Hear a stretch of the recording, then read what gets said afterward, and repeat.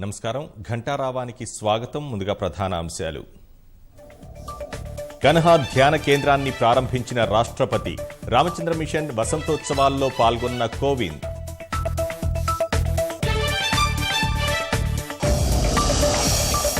పరమార్థం పరోపకారం దేశ అంతర్గత వారధులు, బుద్ధుడు, కబీర్, వివేకానంద ఆధ్యాత్మిక ప్రతినిధులన్న రాష్ట్రపతి.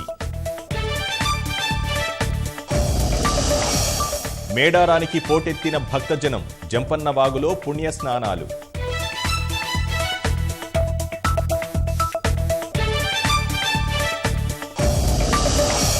కేరళలో మరో కరోనా కేసు నమోదు, ఫిలిప్పీన్స్లో వైరస్ సోకి ఒకరు మృతి.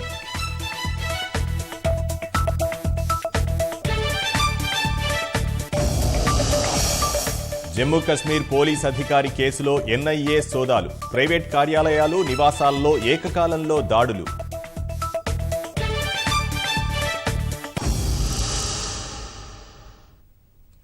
రంగారెడ్డి నందిగామ మండలం కన్హాలో ప్రపంచంలోనే అతిపెద్ద ధ్యాన కేంద్రాన్ని రాష్ట్రపతి రామ్నాథ్ కోవింద్ ప్రారంభించారు.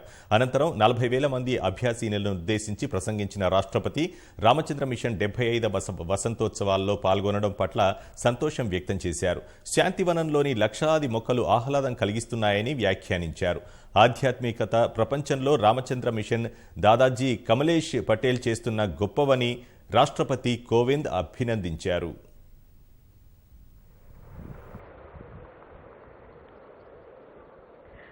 Dear sisters and brothers, we also have other dignitaries here in the world's largest meditation hall. Hearty welcome to Honorable Deputy CM of Telangana, Shri Mohammad Mahmood Ali Garu.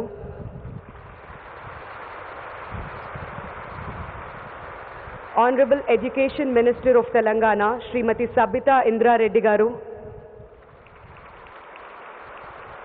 Honorable Excise and Sports Minister of Telangana, Shri Dr. V. Srinivas Gaud Garu.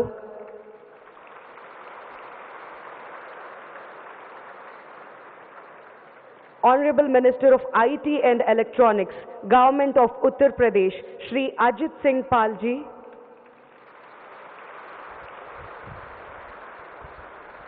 Member of Parliament, Mehboob Nagar District, Shri Manne Srinivas Reddy Garu.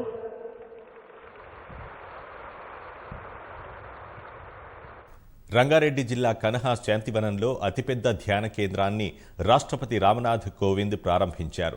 Ramachandra machine 75వ వసంతోత్సవం పురస్కరించుకుని నిర్వహించిన కార్యక్రమంలో పాల్గొన్నారు. ప్రపంచంలోనే అతిపెద్ద ధ్యాన కేంద్రం ప్రారంభోత్సవంలో రాష్ట్రపతితో పాటు governor Tamilisai Soundararajan, Himachal Pradesh governor Bandaru Dattatreya, మంత్రులు సబితా ఇంద్రారెడ్డి, శ్రీనివాస్ గౌడ్ పాల్గొన్నారు. 40,000 మంది అభ్యాసీలు పాల్గొన్నారు.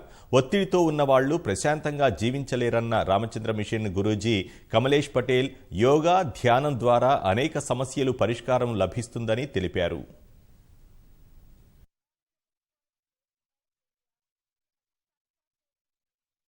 With so much of information, there is a blessing as well as a curse. Fast-track technology is great, but if this information is not well utilized, how are we going to sensitize our children how to use this information wisely? These wise decisions, discriminative mind, sensitized hearts, they're all possible only through the heart, regulation of the mind. And cultivation of focused mind is possible only with the regulation of mind. And this regulation is possible only and only through meditation. Heartfulness is proud to offer this for few decades without a single naya paisa costing anyone. We have not made yoga an udyog, as Babaji was saying so proudly, that heartfulness is the beginning of new era of spirituality. And India, our great nation, can stand and guide the rest of the world on its foundation of spirituality, not on religion. The world's largest meditation hall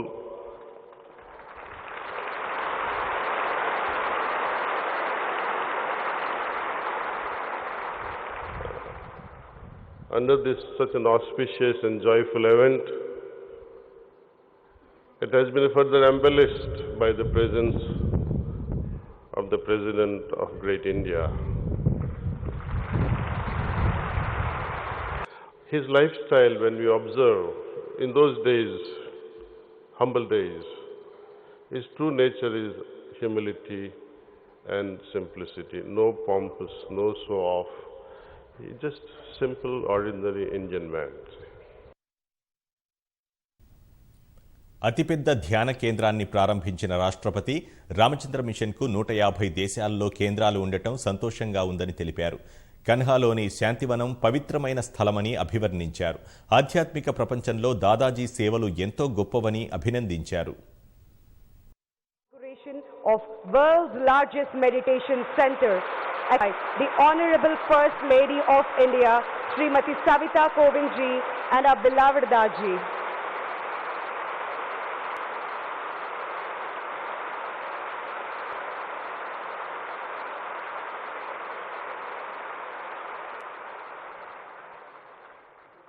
We thank all the dignitaries on this stage for unveiling the I am very happy to be here on the auspicious occasion of the birth anniversary of venerated Lalaji Maharaj, Adi Guru of Sri Ramchandra Mission.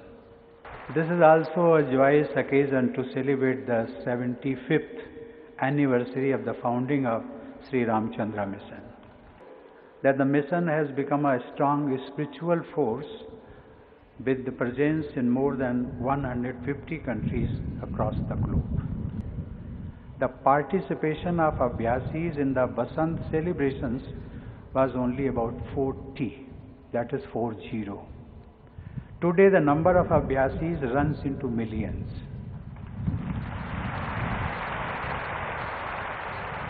I have been told that nearly 160,000 visitors, mostly Abhyasis, came to this campus from many parts of the world last year alone.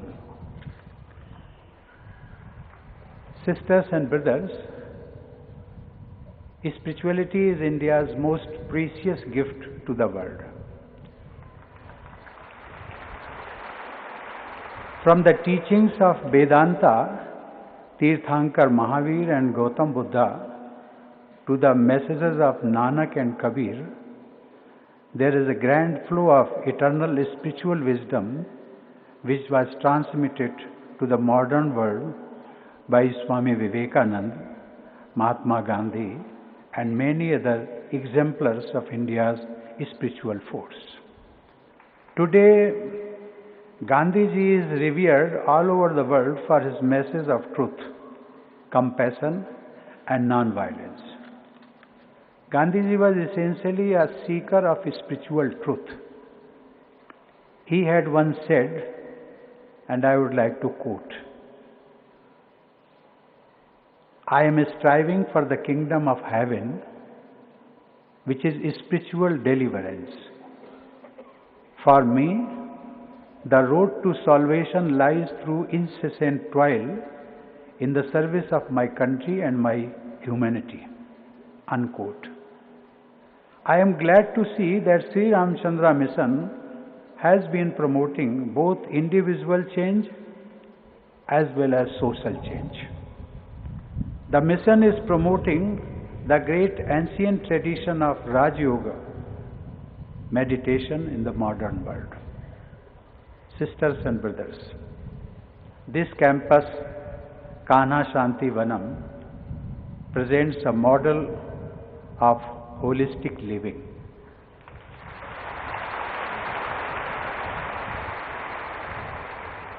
This expansive campus has lush green surroundings, populated by 5 lakh trees. This world-class meditation center is a great place for spiritual rejuvenation. The activities carried out here for the benefit of women, farmers, artisans and small entrepreneurs, and the steps being taken to conserve and nurture the environment and biodiversity are praiseworthy. I convey my appreciation to Daji ji and all members of Sri Ramchandra Mission for this new global headquarters which has been developed so beautifully. Corona వైరస్పై ప్రజల్లో తీవ్రమైన భయాలు వ్యక్తమవుతున్న వేళ కేరళలో రెండో case నమోదైంది. రోగికి ప్రత్యేక వార్డులో వైద్యం అందిస్తున్నట్లు అధికార వర్గాలు తెలిపాయి. రోగి పరిస్థితి నిలకడగా ఉన్నట్లు వైద్య శాఖ తెలిపింది. బాధిత రోగి ఇదివరకు చైనాలో పర్యటించినట్లు గుర్తించారు. 3 రోజుల క్రితం కేరళలో మొదటి వైరస్ నమోదైంది. ప్రాణాంతక మహమ్మారి ప్రబలిన వుహాన్ నగరంలో వైద్య విద్య అభ్యసిస్తున్న విద్యార్థిని స్వస్థలానికి తిరిగి రాగా వైరస్ సోకినట్లు నిర్ధారణ అయింది. ప్రస్తుతం ఆమె ఆరోగ్యం కూడా నిలకడగా ఉన్నట్లు అధికారులు తెలిపారు. ప్రాణాంతక కరోనా వైరస్ ప్రబలిన వుహాన్ వెళ్లిన రెండో ఎయిర్ ఇండియా విమానం తిరిగి వచ్చింది. శనివారం 324 మంది తిరిగి రాగా ఇవాళ 323 మంది భారతీయులు స్వదేశానికి చేరుకున్నారు. అందులో 7 మాల్దీవులకు చెందిన వారు ఉన్నట్లు చైనాలోని భారత రాయబార కార్యాలయం అధికారులు తెలిపారు. రాత్రి 3 గంటలకు వుహాన్ నుంచి బయలుదేరిన ఎయిర్ ఇండియా విమానం ఉదయం 9 గంటల తర్వాత ఢిల్లీ చేరుకుంది. ఢిల్లీ విమానాశ్రయంలోనే వారందరికీ థర్మల్ స్క్రీనింగ్ చేస్తారు. ఎవరికైనా వైరస్ సోకినట్లు అనుమానం ఉంటే నేరుగా ఎయిమ్స్ లేదా రామ్ మనోహర్ లోహియా ఆసుపత్రులకు తరలిస్తారు. వైరస్ సోకకున్నా క్వారంటైన్ కేంద్రాలకు తరలిస్తారు. అక్కడ 14 రోజుల పాటు వైద్యుల పర్యవేక్షణ ఉంచి ప్రమాదం లేదని నిర్ధారణ అయ్యాక స్వస్థలాలకు పంపనున్నారు.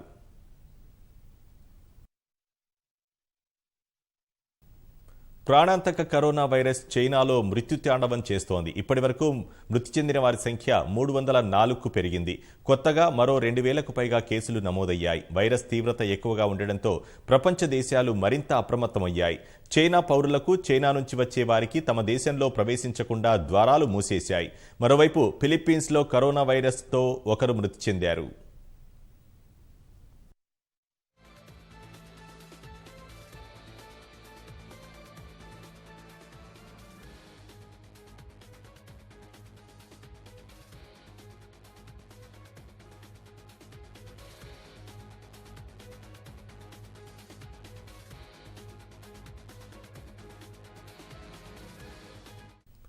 ప్రాణాలు తోడేస్తున్న కరోనా వైరస్ తీవ్రత రోజురోజుకు పెరుగుతూనే ఉంది. శనివారం మరో 45 మంది మృతి చెందడంతో ఇప్పటి వరకు వైరస్ కారణంగా చనిపోయిన వారి సంఖ్య 304కు పెరిగింది. తాజా మరణాలన్నీ హుబై ప్రావిన్స్లోనే సంభవించాయి.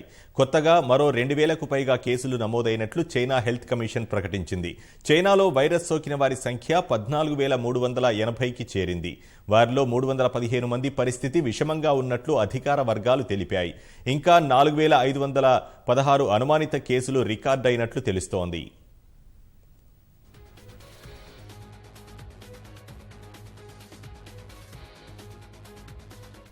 మరోవైపు ఫిలిప్పీన్స్లో కరోనా వైరస్ బారిన పడిన ఒకరు మృతి చెందారు. చైనా వెలుపల సంభవించిన కరోనా వైరస్ తొలి మరణంగా నమోదైంది. వైరస్ విస్తరిస్తున్న నేపథ్యంలో మరికొన్ని దేశాలు అప్రమత్తమయ్యాయి.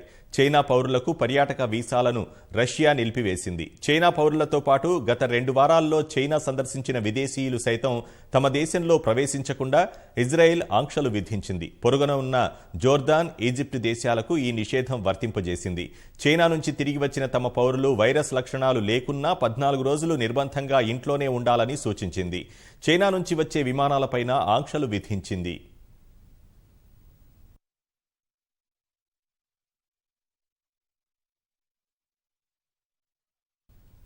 తెరాస ఎమ్మెల్సీ కర్నె ప్రభాకర్ మీడియాతో మాట్లాడుతున్నారు. ప్రత్యక్ష ప్రసారం ద్వారా చూద్దాం. ఉదాహరణకు దక్షిణాది రాష్ట్రమైనటువంటి కర్ణాటక విషయానికి వస్తే అక్కడ సబర్బన్కు సంబంధించినటువంటి రవాణా వ్యవస్థకు కోట్లాది రూపాయలు కేటాయించి, అదే తెలంగాణలో ఉన్నటువంటి ఏ ఒక్క పెద్ద ప్రాజెక్టు కూడా భారీ ప్రాజెక్టులకు రూపాయి కూడా కేటాయించకపోవడం అనేటువంటిది చాలా దురదృష్టకరం. దక్షిణాది రాష్ట్రాల్లో ఉన్నటువంటి కర్ణాటకకేమో ఒక నీతి, అదే తమ పాలిత ప్రాంతం కాబట్టి, తమ ఏలుబడిలో ఉంది కాబట్టి తమ ఇష్టం వచ్చినట్టుగా ఇచ్చుకోవడం అనేటువంటిది, ఇది ఏ రకంగా కేంద్ర భారతీయ జనతా పార్టీ కావచ్చు, రాష్ట్రంలో ఉన్నటువంటి భారతీయ జనతా పార్టీ నాయకులు ఏ విధంగా దాన్ని సమర్థిస్తారో ఇవాళ సమాధానం చెప్పాలి. కేంద్ర బడ్జెట్ చూడగానే జబ్బలు జరుచుకొని, కేంద్ర బడ్జెట్ ప్రవేశపెట్టగానే ఆహా ఓహో అని ఒకవైపు రాష్ట్ర పార్టీ అధ్యక్షుడు లక్ష్మణ్ గారు, ఈ రాష్ట్రం నుంచి కేంద్ర ప్రభుత్వంలో ప్రాతినిధ్యం వహిస్తున్నటువంటి కిషన్ రెడ్డి గారు చాలా అద్భుతమైనటువంటి బడ్జెట్ అని చెప్పడం, మరి 2019-20 సంవత్సరంలో ఇవ్వాల్సినటువంటి నిధులని ఈ రాష్ట్రానికి కేంద్ర ప్రభుత్వం ఇచ్చిందని ఆహా ఓహో అంటున్నారా? లేదు, ఈ రాష్ట్ర ప్రభుత్వం అనేక సందర్భాల్లో మిషన్ కాకతీయకు, మిషన్ భగీరథకు ఈ రాష్ట్రంలో చాలా ప్రతిష్టాత్మకమైనటువంటి ప్రాజెక్టులు అవి. మిషన్ కాకతీయ ద్వారా ఈ రాష్ట్రంలో ఉన్నటువంటి అన్ని చెరువులను పునరుద్ధరించి తద్వారా గ్రామీణ ఆర్థిక వ్యవస్థ మెరుగుపరచడం కోసం ఈ రాష్ట్ర ప్రభుత్వం చేస్తున్నటువంటి చర్యల్ని కేంద్ర ప్రభుత్వం ఏమైనా సహకరించిందా? అదే కాకుండా మిషన్ భగీరథ ద్వారా ఇవాళ ఇంటింటికి నీళ్ళు ఇవ్వాలని ఒక గొప్ప సంకల్పంతో దేశంలోనే ఏ రాష్ట్రం కూడా చేయనటువంటి ఒక గొప్ప ప్రయత్నం, ఒక గొప్ప పని ఈ రాష్ట్రంలో జరుగుతూ ఉంటే దాదాపుగా ప్రతి ఇంటికి నల్లా ఇచ్చినటువంటి ఈ రాష్ట్ర ప్రభుత్వాన్ని అభినందించి ఆదుకోవాల్సినటువంటి ప్రభుత్వం, కేంద్ర ప్రభుత్వం ఆదుకోకపోగా ఇవ్వాల్సినటువంటి మేము డిమాండ్ చేసినట్టుగా, మేము అభ్యర్థించినట్టుగా, మేము అనేక సందర్భాల్లో విజ్ఞప్తి చేసినట్టుగా 24,000 కోట్ల రూపాయలని ఇవ్వకపోయినటువంటి కేంద్ర ప్రభుత్వానికి అడగాల్సినటువంటి ఈ రాష్ట్ర ప్రభుత్వం, ఈ రాష్ట్ర భారతీయ జనతా పార్టీ నాయకులు అడగకపోగా ఇవాళ కేంద్ర ప్రభుత్వం ప్రవేశపెట్టినటువంటి బడ్జెట్ చాలా గొప్పగా ఉన్నది, ఆర్థిక స్థితిగతులు మెరుగుపరుస్తుంది. ఏ విధంగా ఆర్థిక స్థితిగతుల్ని మెరుగుపరుస్తుందో ఇవాళ భారతీయ జనతా పార్టీ నాయకులు తెలంగాణ ప్రజలకు సమాధానం చెప్పాలి. ప్రభుత్వం ఏ చిన్న నిర్ణయం తీసుకున్నా, ఎంత గొప్ప ప్రతిష్టాత్మకమైనటువంటి కార్యక్రమం చేపట్టినా ప్రతిదాన్ని రాజకీయం చేసేటువంటి భారతీయ జనతా పార్టీ రాష్ట్ర నాయకత్వం, మీరు ప్రాతినిధ్యం, మీ పార్టీ కదా కేంద్రంలో ఇవాళ ప్రాతినిధ్యం వహిస్తూ ఉన్నది, మీ పార్టీకి సంబంధించినటువంటి కేంద్ర మంత్రి కూడా ఇవాళ కేంద్ర ప్రభుత్వంలో కొనసాగుతున్నారు కదా, ఎందుకు కేంద్ర ప్రభుత్వంలో అడగరు కానీ రాష్ట్రంలో జరుగుతున్నటువంటి ప్రతి పనికి ఎందుకు అడ్డుకు జరుగుతున్నారో ఇవాళ సమాధానం చెప్పాలి. ప్రతిదీ రాజకీయం చేసేటువంటి భారతీయ జనతా పార్టీ నాయకులు ఇవాళ ఈ రాష్ట్రానికి జరిగినటువంటి కేంద్రం ఇవ్వాల్సినటువంటి నిధులు ఇవ్వకపోవడాన్ని ఏ విధంగా సమర్థిస్తారు? మీరు ఏం చెప్పినారు ఆనాడు జీఎస్టీ ప్రవేశపెట్టినప్పుడు? అన్ని రాష్ట్రాలకు సంబంధించినటువంటి వాళ్ళతో కూర్చొని మాట్లాడి జీఎస్టీ యొక్క విధానం తప్పకుండా జీఎస్టీ ద్వారా అన్ని రాష్ట్రాలకు లాభం జరుగుతుందని చెప్పేసి అలా చెప్పి ఆ తర్వాత వాళ్ళ మాట మార్చింది స్పష్టంగా కనిపించడం లేదా? జీఎస్టీ స్ఫూర్తికి విరుద్ధంగా మీ కేంద్ర ప్రభుత్వం పనిచేయటం లేదా? అంతేందుకు నీతి ఆయోగ్ చెప్పింది చాలా స్పష్టంగా, ఈ 2 ప్రాజెక్టులకు ప్రతిష్టాత్మకమైనటువంటి ప్రాజెక్టులు అయినటువంటి మిషన్ కాకతీయకు, మిషన్ భగీరథకు డబ్బులు ఇవ్వాలని నీతి ఆయోగ్ కూడా చెప్పింది. మరి అటువంటి నీతి ఆయోగ్ చెప్పినటువంటి దాన్ని కూడా మీరు విస్మరిస్తే ఇక మీరు ప్రవేశపెట్టినటువంటి, మీరు ముందుకు తీసుకుపోతున్నటువంటి నీతి ఆయోగ్ ఎందుకు, నీతి ఆయోగ్కు సంబంధించినటువంటి సమావేశాలు ఎందుకు? కాబట్టి మీరు చేసేటువంటి అంకెల గారడితోటి ఈ దేశాన్ని తిరోగమనం పాలు చేస్తున్నారే తప్ప ఈ దేశంలో ఉన్నటువంటి ఫెడరల్ స్ఫూర్తికి, ఫెడరల్ వ్యవస్థకి ఏమాత్రం గౌరవించకపోగా రాష్ట్రాలని ఇబ్బందులు పాలు చేయాలి, మా అధికారంలో లేనటువంటి, మమ్మల్ని ఆదరించినటువంటి రాష్ట్రాలని చిన్నచూపు చూడాలనేటువంటిది చాలా స్పష్టంగా మీ విధానం ద్వారా అర్థమవుతా ఉన్నది. హైదరాబాద్ నుంచి మేడారం జాతరకు హెలికాప్టర్ సేవలు ప్రారంభమయ్యాయి. బేగంపేట విమానాశ్రయంలో పర్యాటక శాఖ ఆధ్వర్యంలో ఏర్పాటు చేసిన హెలికాప్టర్ సేవలను మంత్రి శ్రీనివాస్ గౌడ్ ప్రారంభించారు. 6గురికి 1,80,000 రూపాయల ఛార్జీతో పాటు అదనంగా జీఎస్టీ వసూలు చేస్తారు. అక్కడ సమ్మక్క సారలమ్మ వీఐపీ దర్శనం చేయిస్తారు. మేడారంలో విహంగ వీక్షణం చేయాలంటే అదనంగా 3,000 రూపాయలు చెల్లించాల్సి ఉంటుంది. మేడారం జాతర ముగిసే వరకు హెలికాప్టర్ సేవలు అందుబాటులో ఉంటాయని మంత్రి శ్రీనివాస్ గౌడ్ పేర్కొన్నారు. చాలా మంది ఐటీ పీపుల్, రకరకాల హైదరాబాద్ ఉన్నటువంటి వాళ్ళు, కోటిన్నర జనాభా ఉన్నటువంటి ఈ ప్రాంతంలో మరి కోట్ల జనాభా వస్తారు కనుక, కోట్ల మంది భక్తులు వస్తారు కనుక కష్టమవుతుందని చెప్పినందుకు మరి వెంటనే హెలికాప్టర్ సర్వీస్ కూడా మేము ప్రారంభించుకున్నాం. 1,80,000తో రానుపోను ఛార్జీలు దర్శనంతో సహా మరి 6గురికి హెలికాప్టర్ సర్వీస్, ఇక నుంచి మేడారంలో కూడా అక్కడ వచ్చిన భక్తులు హెలికాప్టర్ ద్వారా టోటల్ ప్రాంతం మొత్తం తిరగడానికి 2,999 రూపాయలతో అక్కడ కూడా మేడారంలో టోటల్ అక్కడ వాళ్ళకు చూపించడానికి కూడా ప్రత్యేకమైనటువంటి ఏర్పాటు చేయడం జరిగింది. దీన్ని అందరూ కూడా ఉపయోగించుకోవాలి. ప్రపంచవ్యాప్తంగా తెలియజేసే గొప్ప పండుగను భక్తులందరూ కూడా ప్లాస్టిక్ లేకుండా ప్లాస్టిక్ రహిత ప్రాంతంగా చేయాల్సిన అవసరం ఉంది. రాబోయే రోజుల్లో తెలంగాణ ప్రాంతంలో ఎంతో చరిత్ర గల ప్రాంతాలన్నిటి కూడా ప్రపంచానికి తెలియజేసేటట్లు ప్రపంచంలోని వివిధ రాష్ట్రాల దేశాల నుంచి తెలంగాణకు వచ్చేటట్లు ఏర్పాటు చేస్తుంది. మేడారం జాతరకు భక్తులు పోటెత్తారు. ఆదివారం సెలవు రోజు కావడంతో అమ్మవార్లను దర్శించుకోవడానికి అధిక సంఖ్యలో భక్తులు తరలివచ్చారు. జంపన్నబాగులో స్నానాలు ఆచరించి తలనీలాలు సమర్పిస్తున్నారు. రాష్ట్రం నలుమూలల నుంచి వచ్చిన భక్తులతో అమ్మవారి గద్దెల వద్ద కోలాహలం కనిపిస్తుంది. అమ్మవార్లకు నిలువెత్తు బంగారం సమర్పించి మొక్కులు చెల్లించుకుంటున్నారు.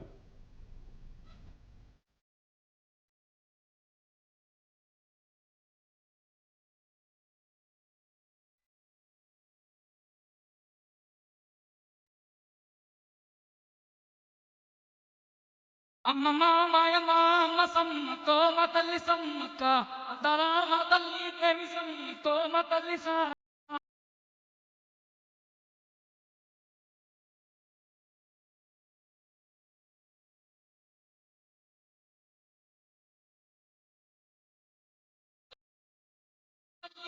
సమ్మతో మా తల్లి సారక్క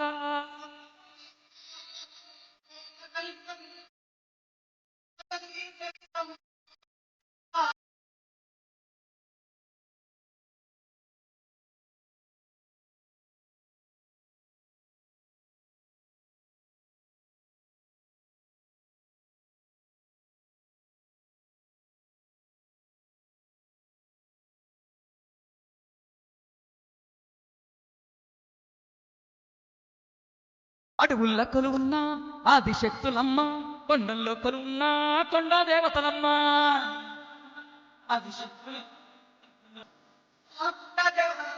వనమంతా గాచే వన దేవతలోయమ్మ జగమంతా జగన్మాతలమ్మ జగమంతా ఏలే జగన్మాతలమ్మ అంతా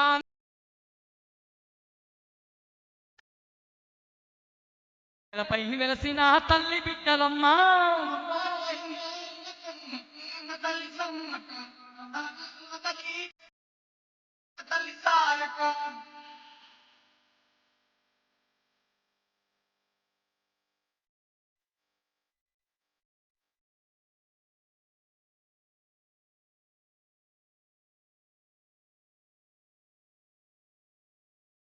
నిలువెత్తు బంగారం నీకు మొక్కినమమ్మ జోడు కొబ్బరికాయలు ముడుపులు కట్టినాము బంగారు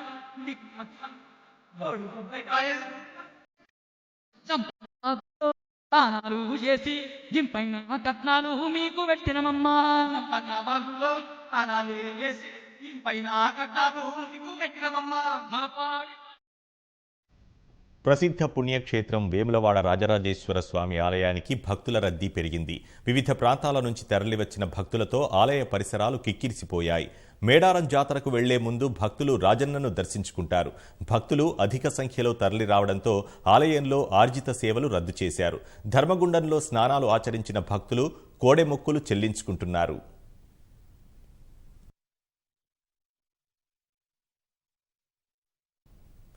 కరీంనగర్ పోలీస్ కమిషనరేట్ కార్యాలయాన్ని British deputy high commission Andrew Fleming దర్శించారు. ఆయనకు కమిషనర్ కమలాసన్ రెడ్డి మొక్కను అందించి స్వాగతం పలికారు. కమిషనరేట్ కార్యాలయంలో అమలవుతున్న వివిధ కార్యక్రమాలను కమలాసన్ రెడ్డి వివరించారు. ప్రజలకు అందుతున్న పలు సేవలపై సంతోషం వ్యక్తం చేసిన ఆండ్రూ ఫ్లెమింగ్ సిపి కమలాసన్ రెడ్డిని అభినందించారు.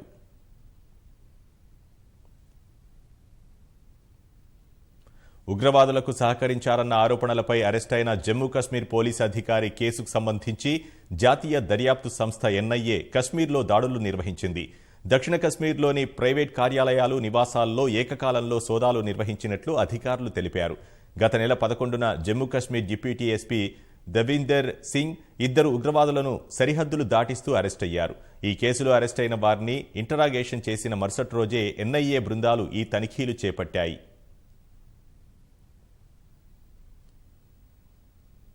ఒడిశాలోని గంజాంలో గుంతలో పడిపోయిన ఏనుగును అటవీ శాఖ సిబ్బంది సురక్షితంగా బయటకు తీశారు. గుంతలో ఏనుగును గుర్తించిన స్థానికులు అటవీ శాఖ సిబ్బందికి సమాచారం అందించారు. గుంత లోతు భారీగా ఉండడంతో జేసీబీల సాయంతో దానికి సమాంతరంగా దారి ఏర్పాటు చేసి ఏనుగును బయటకు తీశారు. బయటకు వచ్చిన అనంతరం ఏనుగు స్థానిక అడవిలోకి వెళ్ళింది.